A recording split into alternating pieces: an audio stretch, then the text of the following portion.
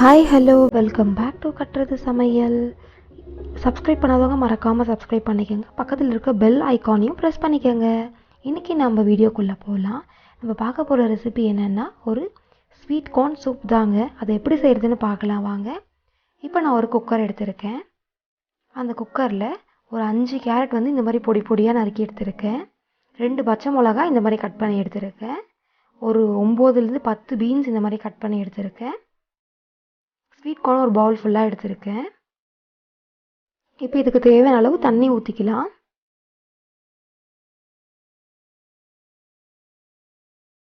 உப்பு போட்டு மூடி வச்சிடலாம். ஒரு 3 விசில் வச்சுக்கோங்க போதும். இப்போ கார்ன்ஃப்ளவர் நான் எடுத்திருக்கேன். அது 1 டேபிள் ஸ்பூன் போட்டிருக்கேன். அதில் கொஞ்சம் தண்ணி கலந்து இந்த மாதிரி மிக்ஸ் பண்ணி வச்சுக்கோங்க. இப்போ பார்த்தீங்கன்னா இது நல்லா வெந்திருக்கு. 2லேருந்து 3 விசில் வச்சுருந்தேன். பார்த்தீங்கன்னா சூப்பராக வந்திருக்கு பாருங்கள். இப்போ அந்த கார்ன்ஃப்ளவர் கலந்து வச்சோம் இல்லைங்களா, அதை இதில் ஆட் பண்ணி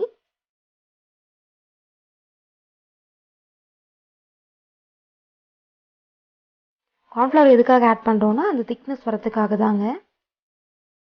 ரொம்ப திக்கு தேவையில்லை, கொஞ்சம் லைட்டாக திக்கு இருந்தால் போதும். இப்போ இதில் தண்ணி கொஞ்சம் சேர்த்து கரண்டி போட்டு இந்த மாதிரி மிக்ஸ் பண்ணி விட்டுக்கிறேன்.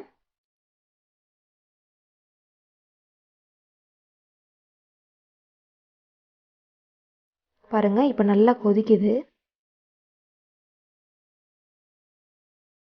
இந்த ஸ்டேஜில் ஸ்டவ் ஆஃப் பண்ணி இந்த மாதிரி சர்வ் பண்ணியிருக்கேன். ரொம்ப சூப்பராக இருக்கும். இந்த பெப்பர் தூவி கொஞ்சம் கொத்தமல்லி, கார்ன்ஃப்ளெக்ஸ் இது விற்கும் இல்லைங்களா, அதை நான் வறுத்து நானே இது பண்ணியிருக்கேன். அதையும் இதில் சேர்த்துக்கலாம். ரொம்ப டேஸ்ட்டாக இருக்குங்க இந்த மாதிரி பண்ணி சாப்பிடும்போது. இந்த வீடியோ உங்களுக்கு கண்டிப்பாக பிடிக்கும்னு நினைக்கிறேன்.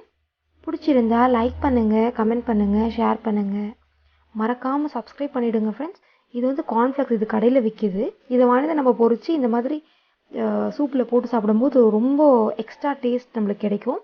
டயட் இருக்கிறவங்களுக்கும் இந்த சூப் ரொம்ப ஹெல்ப்ஃபுல்லாக இருக்கும்னு நினைக்கிறேன். Thank you so much.